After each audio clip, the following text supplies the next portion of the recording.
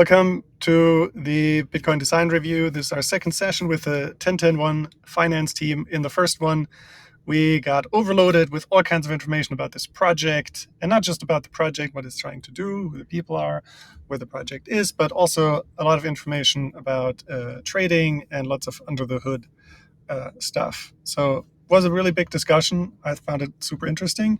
And now with this second session, we're diving into one particular area of this and trying to, so the team is trying to share this flow, and we'll try to understand it, and then we'll have a discussion around it, if I understand correctly. But I'll hand it over to the team, and please go ahead and take it from here.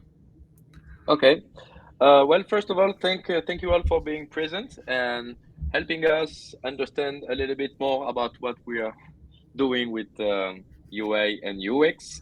Last time was pretty dense because we had to explain a little bit everything about what we are trying to build.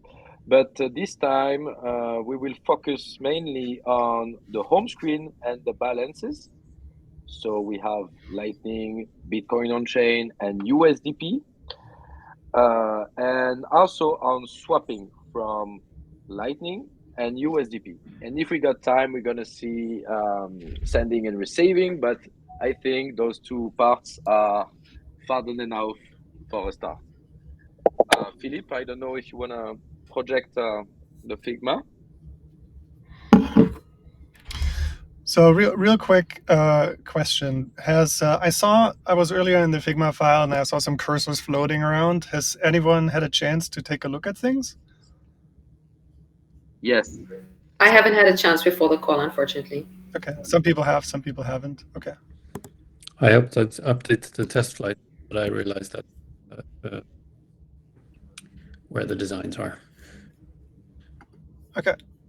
Cool. I'll share the link real quick in the chat. Okay. And I also, in the chat, I shared a Google Doc that we can use that's with edit access. You're welcome to take notes in there. Thank you. All right.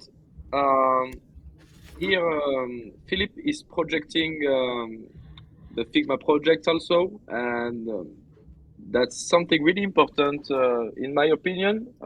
That's the home screen, and this is where you start and you can have a look on your balances and take actions from sending to receiving or swapping between your Lightning balance and USD-P balance.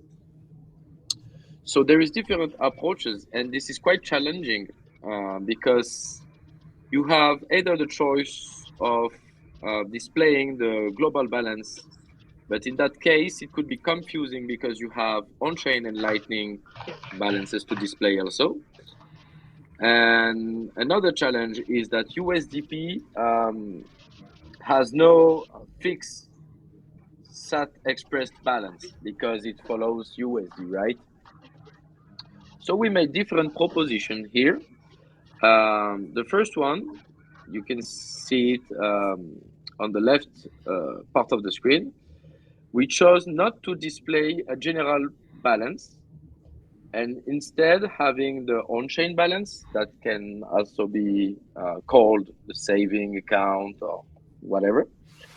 And you have the Lightning part at the bottom, Lightning Bitcoin, so SATs, and USD-P.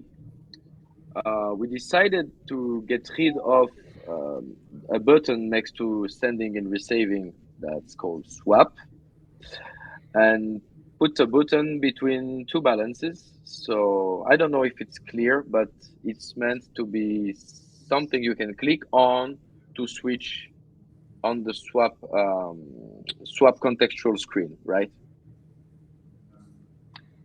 You can go on the right, Philippe. Okay. So yeah, we tried to play around how to display things around. So we are not really sure yet, but we would be really glad having your opinion. Is it really important to have the general SAT balance at the top, like we've seen that in different wallets also. Do you want to have that discuss it right now or come back to it later? Yeah, we can come back to it later. There's no problem for it. No, it's up. Totally your preference. Yeah. I think I can just show a little bit more of the different ideas we had before. There was also a discussion about the importance that we put on the different rows on that screen. For example, on-chain is the saving account and is not much used in our app to perform swaps right now, or even trading right now. Maybe in the future we will add ways to swap directly from the wallet on-chain funds to Lightning or to USDP, but that's not the case, and it's not our priority. So yeah, that's another topic. How do we display these different rows, in what order, and how can we highlight the fact that the most important rows are Lightning and USDP? So this is why we worked around different screens, having these problems in mind. Can you go to the right, Philip? Okay, so yeah, we have all the propositions here. So as I said earlier, you have a swap button on the three different screens you see now. It's next to sending and receiving. And in the previous one, we added a small button that could give confusion too. I don't know. And if you click on this, it means that you want to swap your funds from Lightning to USDP. So that's our synthetic USD over Lightning. And if you click on it, you should have a contextual screen. Maybe we can switch on that quickly, Philip. It's down here, right? Yeah. This one. Yep, from the third one. So basically, if you click on the swap button from the home screen, you should have a contextual screen showing you the details of the swap you want to perform. On the first row, you have the sats available. On the second row, you have the correspondence in USDP. You can put an amount of sats in the first row, and you will be able to see how much USDP you can have and perform the swap. Of course, at the bottom of the screen, there are details on the fees, and you can, of course, switch both rows to have USDP as a first row and Bitcoin at the second row. So you can basically swap back and forth USDP to SAT with the screen. Can you go on the right? Okay, so basically, as I said earlier, you have the details of the transactions and of course the fees, because under the hood, when you're swapping Sats for USDP, you're basically opening a short. So it's not really a transaction fee; it's more of a trade fee. But you have all this information, and if you confirm, then you will perform this transformation and have a confirmation before getting back to the home screen where you can see your new balances, right? I don't know if I was clear. Sometimes my English is not that proper, and do not hesitate telling me if you have questions on these two particular flows. I have one question. The just so if I understand correctly, um, you would be, where's that home screen again? Here it is here. So just so I understand correctly, they would press this swap button over here, and if they press this swap button, or this one, I'm not sure which one, if they press this swap button to confirm they want to initiate the swap, they're going to come all the way down here to the screen to where you are here. No, actually, it's from the third screen. I think yeah, if you click on the swap button that you see on the home screen, you will pop here. Okay. All right. Thank you.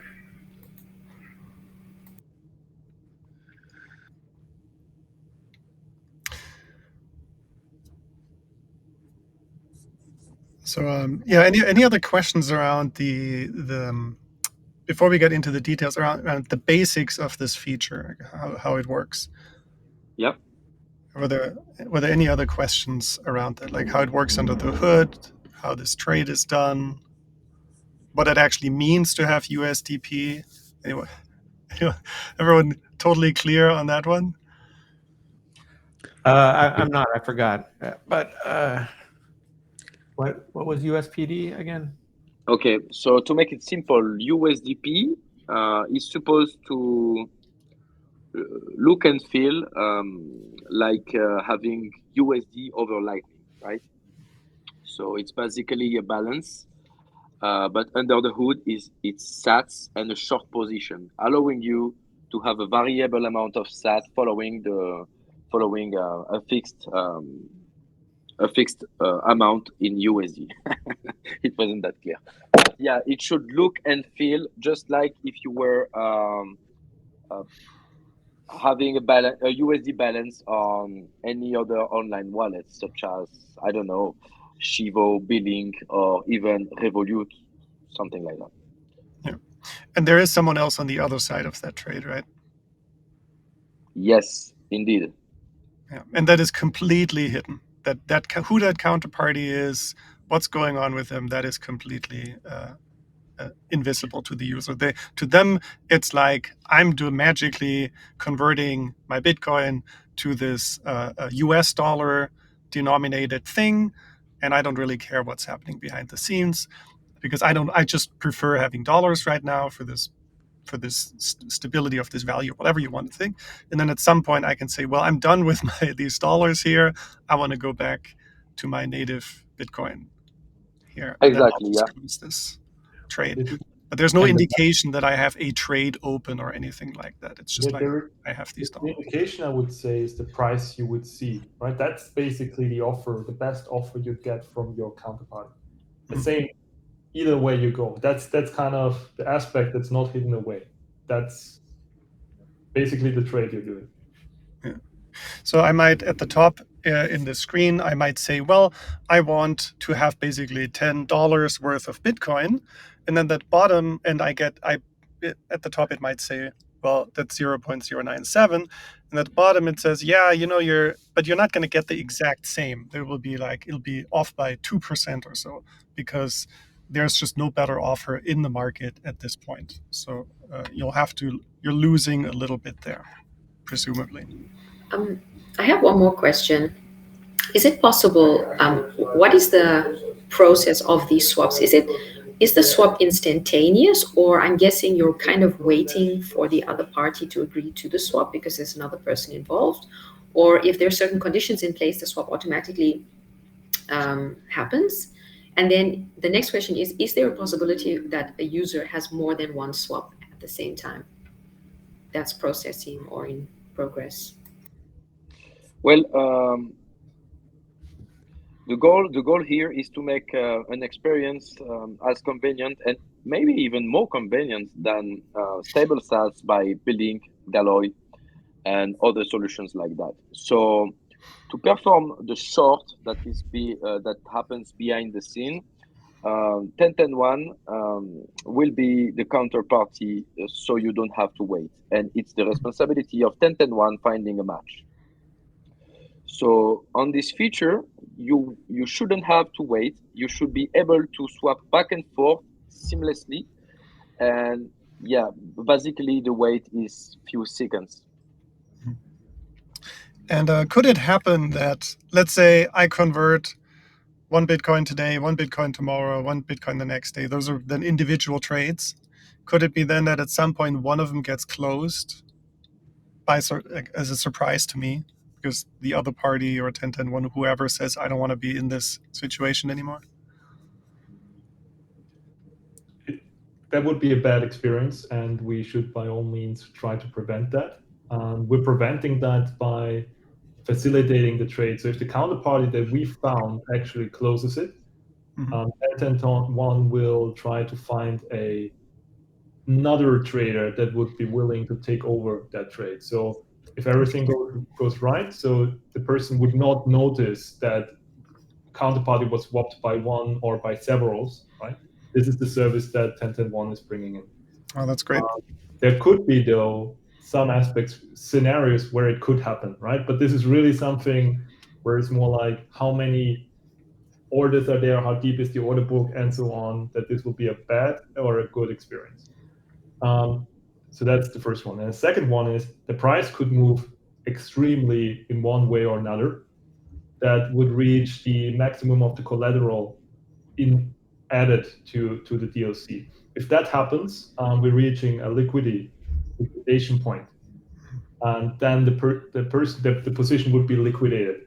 You would get all the profits basically. If let's say it drops too much, then it wouldn't be stable anymore. And maybe we also need to use a different word than stable, and more like stable until a point, or insured to a point that you get that USDP, that USD terms, right? So that's also a little bit how you frame it, how you communicate it. I think that's here as well. It's not very well now shown text in between, but there is some space where we intend to include some educational information about what is it actually that you're holding here. Yeah, what does the P stand for also? Which, in this file too, I saw there's another page in here called website. And, I would assume that people only do this if they actually understand what this is. And that education that starts probably either in the App Store during a download or on the website. So on the website, you'd have to mention that feature and describe this feature about this stable coin or this USDP and what it does. And when somebody goes here, they already kind of know a little bit at least about it. So they don't just get into it, pick some values, and then right before confirming actually figure out what this actually is and how it works, but that happens a little bit earlier in the process. So ideally you have at least semi-informed people already when they land on this screen. I have another question here. If you could just follow me here, I'm over here on the screen. Is this a home screen as well? This is a home screen, or is it a home screen specific to the swap flow? This one here. No, it was more of the starting point, but since now we worked on different home screens, you should start looking from the third screen here. The home screen at the top. All right, cool. Okay. Yeah, this was copied over to have the Figma flows. So I have a question here saying, I understand the flow for you, but I think I'm right, because if I want to specify that I want $100 after the swap, put in 100 here, correct? So I'm just guessing that underneath here, instead of $500, is saying 0.9. I'm sorry, Daniel, we can't hear you really well. Yeah, you're cutting out every couple of seconds. Okay, I will try and rejoin.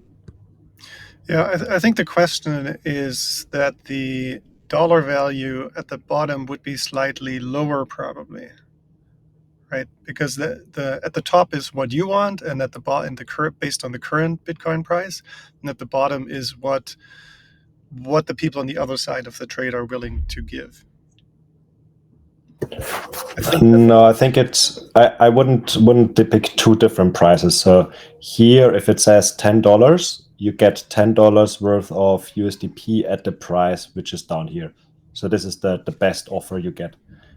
It still might change slightly because this is the current view of the order book, and when you click confirm or convert, the order book might have changed, and then you get a different price. But at the time you enter here, you say you want to have 10 USD at the price of this one.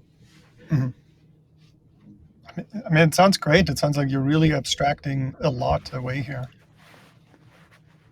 That's the goal. Actually, we worked a lot in the background to also make the position itself, the trade, the underlying trade, resizable, so you can pay with USDP, or you can send USDP to someone, and you don't have to liquidate the whole trade basically. So, but that's things that we try to keep in the background, and we want to keep the USDP experience as seamless as possible for the user.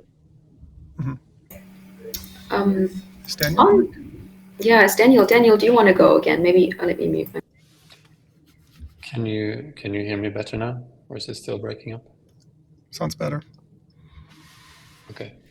Well, I think you probably discussed what I was trying to say before, the fact that I would expect to enter the dollar amount that I wanted in the bottom box if that was the feature. But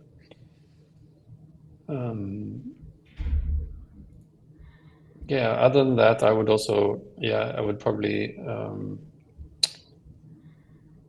looking at the elements below, I would maybe wait with showing those, right? A transaction fee, maybe it feels like there's a screen missing here when I convert, like there's like a confirmation screen almost with all the information, like what the fee is, what the kind of insured amount is, what the kind of top and bottom kind of values are for when this might be, when this transaction might be invalidated, et cetera, et cetera. It feels like quite a lot of information that is hidden.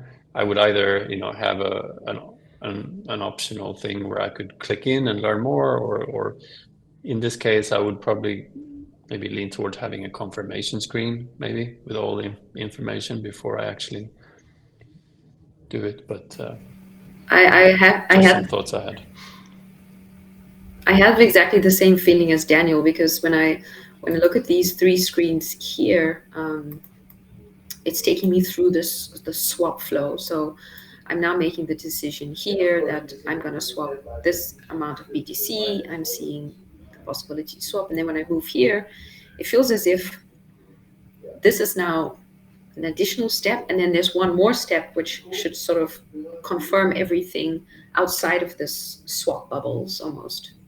And I had the idea maybe that this screen here could simply change its heading to be like swap confirmation, but I like Daniel's suggestion more. Yeah, a review screen. Like you configure what you want to do, then you click a button, then you see, okay, is this really what you want? Like when you do a online checkout for shopping or so, you always get to review it a little bit, confirm your shipping address, your fees, and all of that. Yeah, I have a question. Is the transaction fee, what is that based around? Is that based around the amount of actually Triumph, our designer, wrote transaction fee, and it's not totally accurate. It would be a trading fee. In fact, there is no transaction happening. It's just the opening of a position, and you will have a fee here, but it's not a transaction fee. And is that a flat fee, but no matter what? It's a percentage. So it's like, I think 20 basis point right now. There's one other thing that comes up with fees with regards to the research that I did as well is people often want to know why they pay fees. I know that this is a very small amount that they're paying, but still they might want to understand, why they have to pay for this transaction. So it might be, on some of the applications I've seen that they add in an information button where they just allow them to understand the fee process.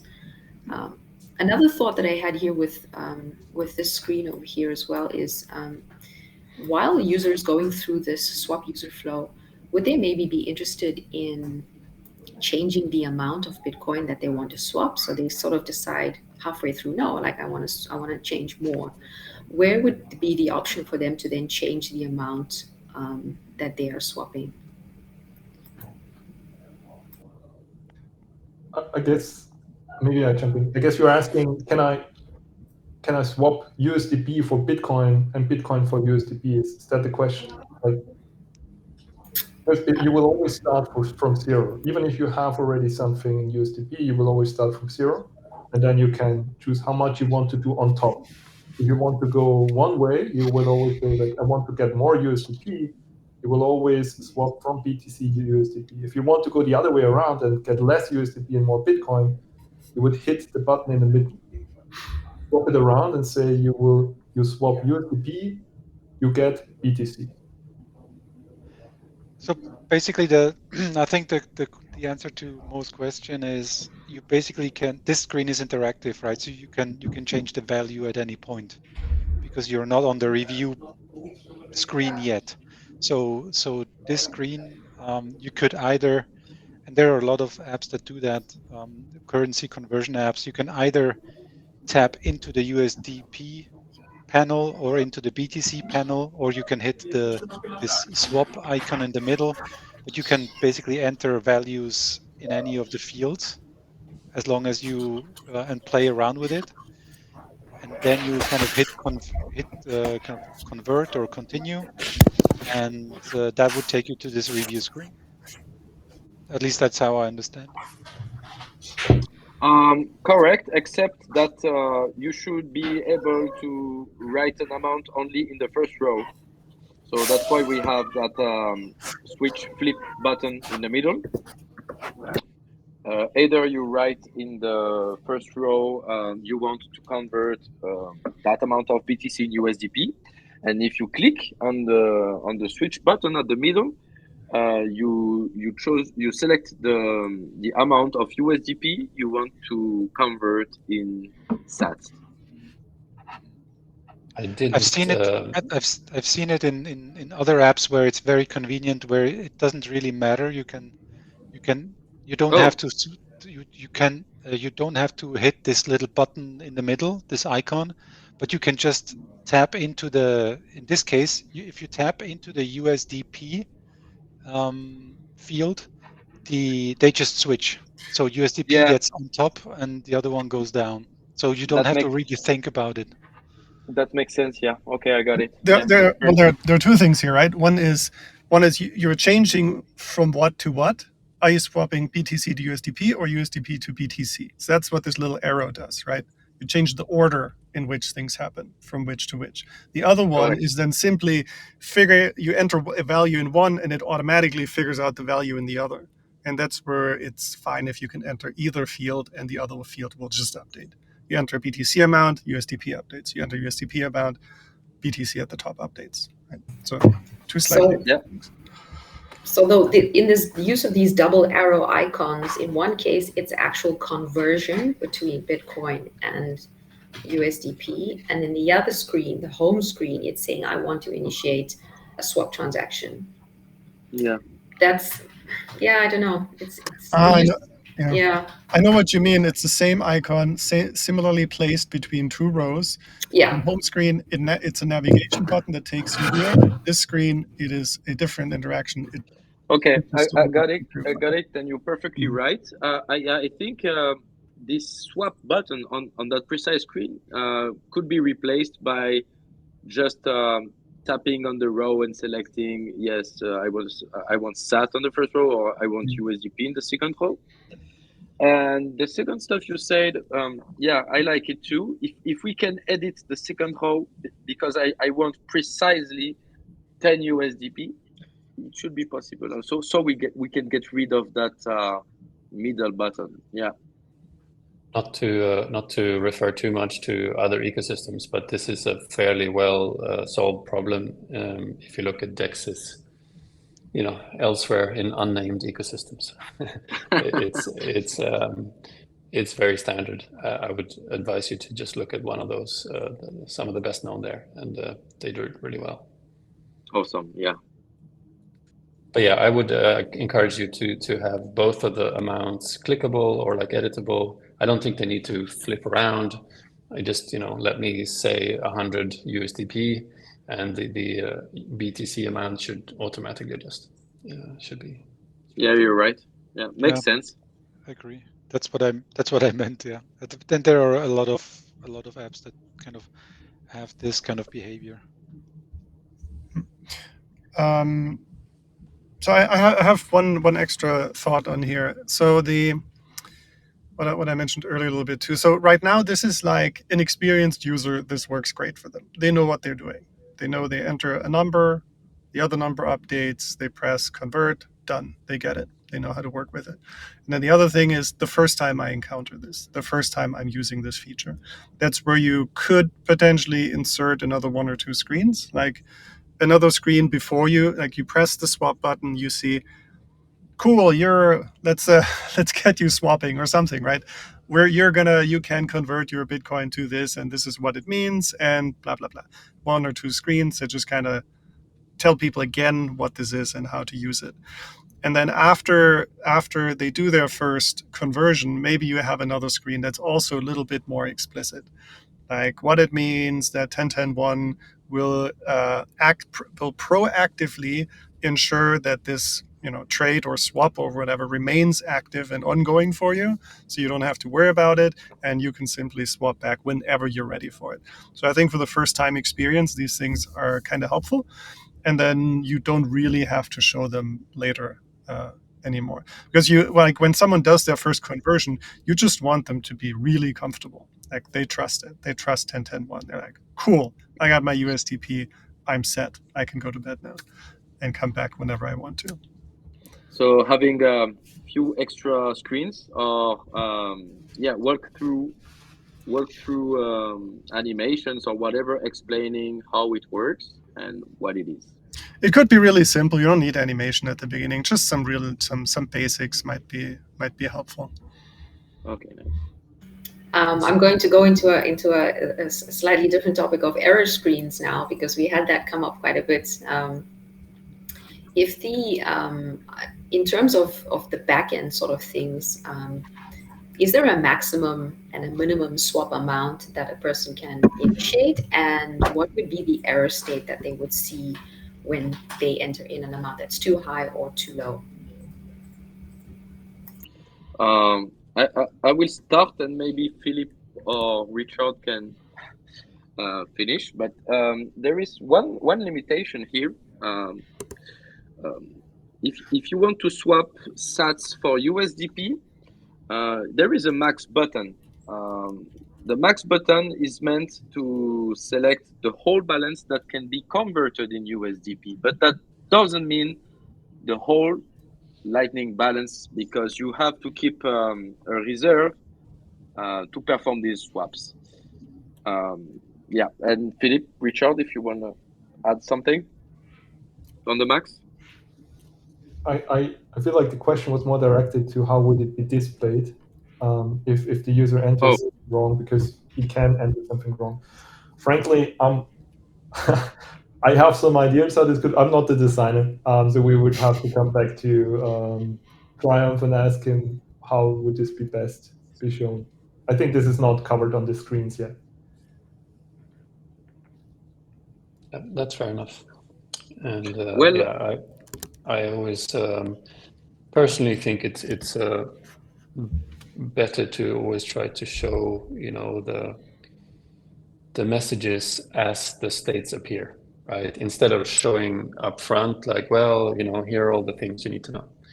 If something has actually happened, that's when you show them, right? So whether it's a pop-up or something that changes in this layout, or ideally where the error is happening, right? Like if the BTC amount is too small, maybe this kind of wiggles, or you have something near the thing that needs to change, so that the user understands what should be changed. I had some small, just like very quick visual thoughts here as well. Like we've got these two big boxes up here that people are supposed to interact with, and then we've got one box here and another box here with just information. So I'm not sure if these needs to be shown at all in this state, but if they are, I would maybe visually redesign this information to not look so tappable. To me, it feels like almost like this is a tap target, and this one, and this one, and this one, and the button downstairs. So I would just reorganize that a bit visually.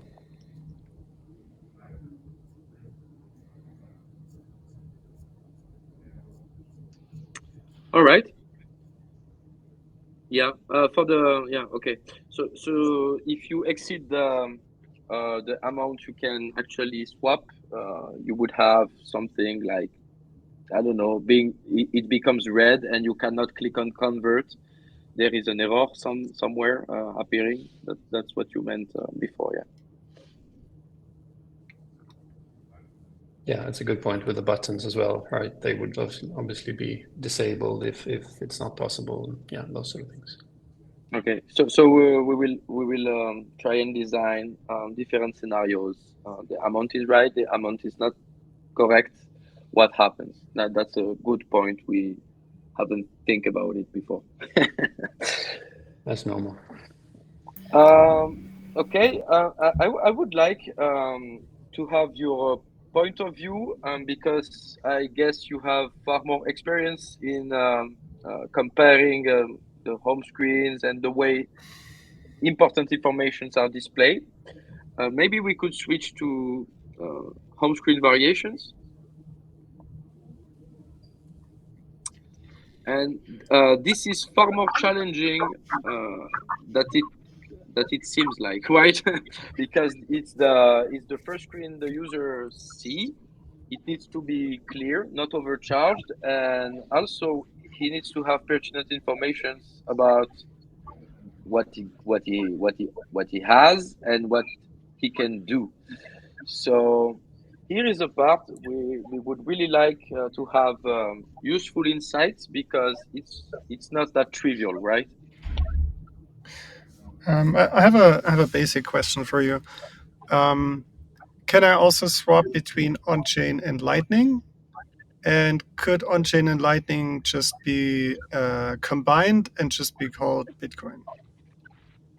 So two questions there, I guess. Not in version 1. I would say. I mean, just on a UI layer, right? That just UI just has to tell you this is, or is this the question about swapping on-chain and Lightning, or is this to the second one? Swapping on-chain and Lightning is definitely it's submarine swaps. We can do that. Also from Lightning to USD-P is already there. We can even hide away the submarine swap in between and even have a swap theoretically from on-chain to USD-P. It's just, I would say, just engineering effort to do it. At the first version, this is not our priority. Okay. No. So eventually, I can swap between any of those three systems, layers, whatever, at will.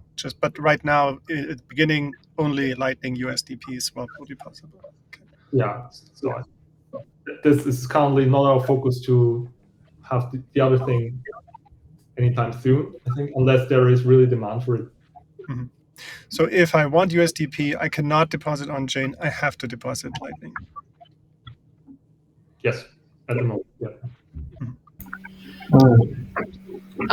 One of the home screens over here, you have there were these two home screen variations. There was this one over here, which is the current home screen. And then you had an older variation, which is, I'm trying to find it, sorry. It's back down here, which is, was this another variation of the home screen? This one. Yeah. Yes, but it's here also, yeah. Is it on the top as well? All right, let me, sorry. Okay, so this variation was our initial idea to have a carousel with the different balances. Mm-hmm. And I'm personally not a fan of it because I like to have an overview of everything that I got in my wallet at first sight. But that can be discussed, I guess. And another important factor is that we had a total balance at the top. Okay. That's also personal, but I'm not a fan of it because total balance would mean that we include USD-P, that is a variable balance in terms expressed in sats, Mm-hmm. and if you don't include USDP, it means that you only include Lightning and on-chain, and then it's not a total balance, right? And it's kind of confusing. The question that comes to mind for me is this: from the user's perspective, what does this wallet want to be known for? What do you want? How does this wallet differentiate itself from all the other on-chain Lightning wallets? And when I look at the old screen variation with a swap button so clearly defined, saying I can swap, this is an action. It's a clear use case. And then on the current home screen, with that swap button not being so clear, like it actually says the word swap, it's such a minor, small little nuance. But for me, like as a sort of visually, it's like, this is the wallet where I can swap, and then when I see this, it's kind of a bit sort of subdued, that sort of swapping nature of the wallet. I don't know what the solution is, but I'm just, saying like, what does the wallet want to be known for? That's something to really think about. And how do you show that on the home screen? So you're saying that the button is just too subtle and it might not be automatically known what this is actually doing, that this is actually a swap, right? I mean, subtlety works, once you fully get it and you're consistent in the flow. But it's almost like the home screen also has this ability to give the wallet its branding, because it's the screen that users are on the most. So that's also the screen that they would be sharing on social media and that kind of thing. So if that swap is so clear, like this is the swapping wallet, then you give yourself that, I don't know, almost branding or user image creation of that's this wallet. This is the swapping wallet. It's a bit more clearly defined on the old version of the home screen versus this one. That's just my 2 cents. I have a question around what you think that your target user first want when they open the wallet, right? And this may be better answered by you talking to actual people, but like if you don't already know, but I'm imagining this kind of trader person that wants to go in and out of Bitcoin and this stable coin or stabilized product. And if I'm that person, I would imagine opening the app, immediately getting an understanding of what my current situation is with one, and that normally means one number, right? Otherwise I have to add up stuff like myself. And so but what do you think? Who are these people that are going to open it, and what do they want to know first when they open the app? That's a tricky question, because of course,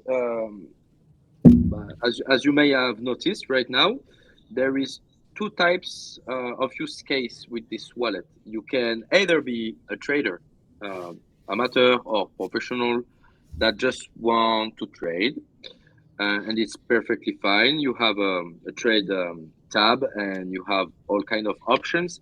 I think we will add also the general profits and losses on the home screen, just like you say. And in that case, it would be pertinent to have the general balance. That you're totally right. But there is another target, because it's not a trading platform, right? It's a wallet. It's a self-custodial wallet, where you can have on-chain funds and Lightning funds and pay and receive with it. And there is a share of these users that would be able to save in USDP outside of the volatility inherent of Bitcoin, and that could pay and receive in USDP also. So what does it mean? It means that in the long term, there is room for several projects here, and we are totally conscious of it. One day, if 10-10-1 makes it, and that we have enough success and funds to build different products, we can even build a suite with a trading app, pure trading app, a pure USDP, let's say, PEGs wallet, synthetic currencies wallet, and you can even imagine something like a POS, a point of sale.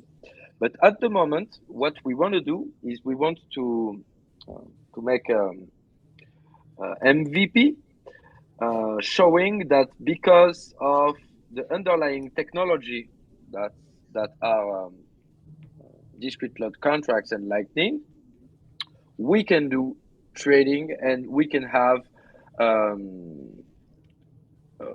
digital wallet that can support Bitcoin and synthetic currencies.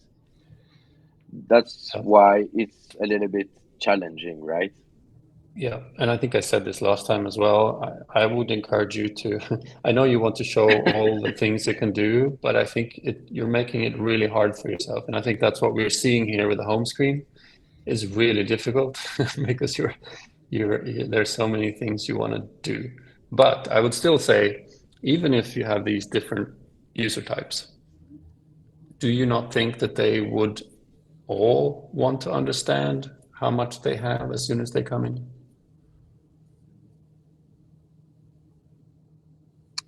That will make sense, yeah. So and I think it's possible. I think it's possible, but it would mean that you would have to lean into the dollar amount, right? That's the only way you can show one amount without too many caveats. So like, well, this is not quite true because of X, Y, Z. That's just one option I think I see on the table. It's like you have one number which shows you all of your total holdings, and that's displayed in dollars. That way you can show the USD-P, and then you show the you add up the converted sats into that number, and then you can break it down, right, with the visual information saying, okay, well, that's your total number, but that is made up of these different kinds. Wouldn't you be taking off if that dollar amount would be changing? Sorry? Wouldn't you be taking off? Because the reason why, for me, it's the same issue with showing everything in sats or showing everything in dollars, right? So everything that's stable in your balance is shown in dollars will remain the same in your balance, but what you currently have on-chain or Lightning will change depending on the current exchange rate. So yes, but I think people are quite used to that, right? Like when you open a wallet, you know that it's going to be different.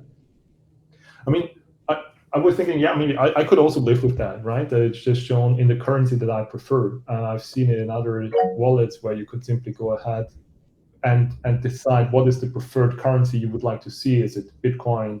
Is it Euro? Is it dollars? Whatever. And then we're simply showing one balance that's showing exactly that. And the part which is in the native currency is stable whenever you show it to this. And the other part will be changed depending on the exchange rate to what you have.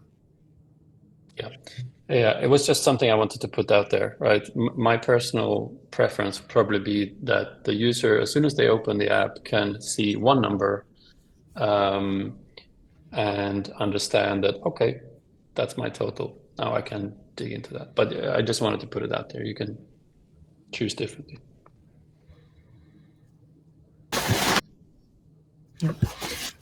I just want to add my opinion on this.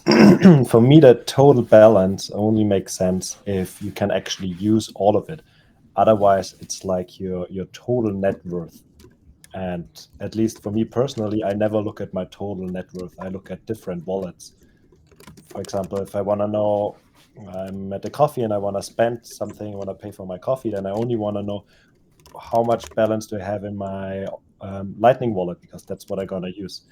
If this says the total balance here, it says $1,000, but $1,000 is in the on-chain wallet and I can't use the on-chain wallet right now, then the total balance here is not really useful. Yeah, I think that problem comes from the fact that you're basically have three different products.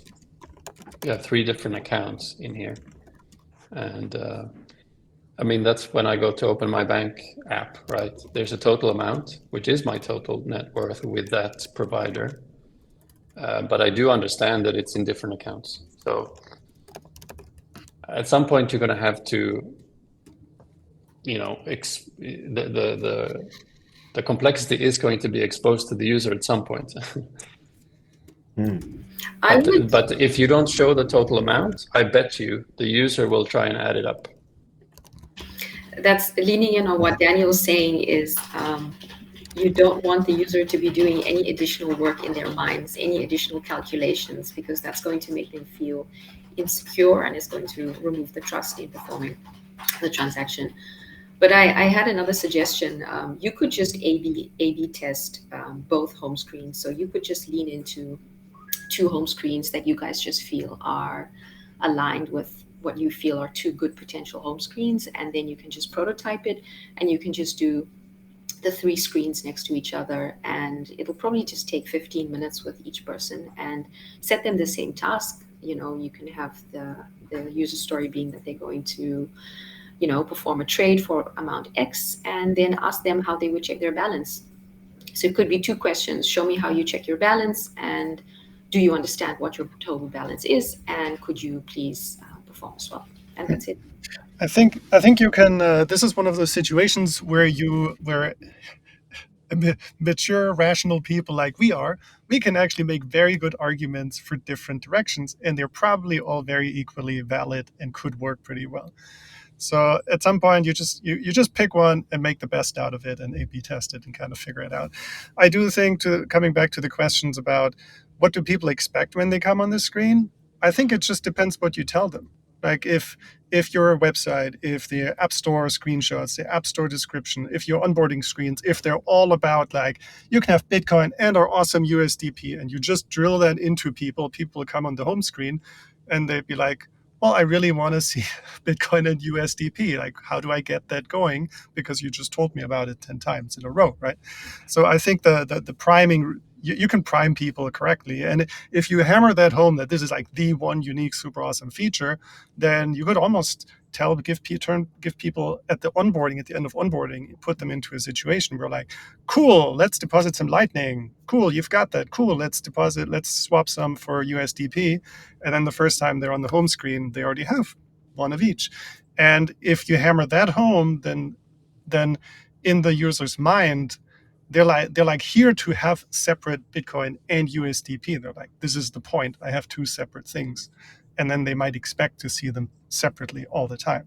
This is one way of arguing into one direction about separation. The other one is, the saying like, well, just give me one number, make it easy for me. Then you could, with a different line of rational thinking, you could end up in that way too. So I would just pick one that you think works the best and just try to make that work and guide users towards reading or expecting that as well. Yeah. Well, thank you all for all these insightful opinions and tips that you gave us. I took notes, and that's definitely useful. We're really happy to having these calls with you, and I'm really happy also to have a focus on home screen and swap, because we have also the sending and receiving flow, but I guess it's gonna be for another call. Okay. Yeah. Yes. So I share your opinion, Christoph. In the end, if we have a strong opinion on what should the experience look like, we should do it like that, and then use feedback loops with users to enhance it or getting rid of what's confusing. Okay. One more thought, because I'm looking at it. Swipe up to view history. If you feel like you always have to have an explainer of how to do something on the screen, then it's probably not the best UI solution. So maybe take a quick look at that one too. It's like an always-on explainer. That maybe there's something else. But yeah, sounds good. Were there any other questions before we start wrapping things up, or thoughts, or should we? What would you like to do next? Kind of, do you think there'll be another design review call you'd like to do, or how shall we move forward? And you have the Legend of Lightning. It's only a couple more weeks, right? Yes. So you're going to try to launch this by submission time? Yes, at least it's the goal. Okay. Well, I think we should have another call next time. Next time we're gonna only focus on sending and receiving. Yeah, with luck, it won't be that long, and we should have shown improvements on the two parts that we've reviewed together today. Awesome. Yeah, I mean, it's already like so many changes and stuff from the last call. It's really awesome to see. So great work on everything We are trying. you're doing in the arena, as they say. Exactly, yeah. And of course, we are excited to launch the USD-P to make it usable, basically with the new design, hopefully for Legends of Lightning and also for our users. That's the real test. If we have feedbacks and recurrent remarks, it should be a great way to enhance the overall UI and UX for everyone. Yep. So. And did you say this is already testable in one form, this feature, or not yet? At the moment, you can swap between Sats and USD-P on our production app, but I don't think it's already divisible and transferable. I mean, it's possible in the backend, but it's not implemented. We want to implement it with a great UI and UX. Otherwise, there is no incentive to put effort in it, right? Okay. Okay, awesome. Thank you so much. I'm gonna stop the recording now. Thanks for everyone for joining and tuning in. And after I stopped it, we could continue to chat if you'd like. Okay.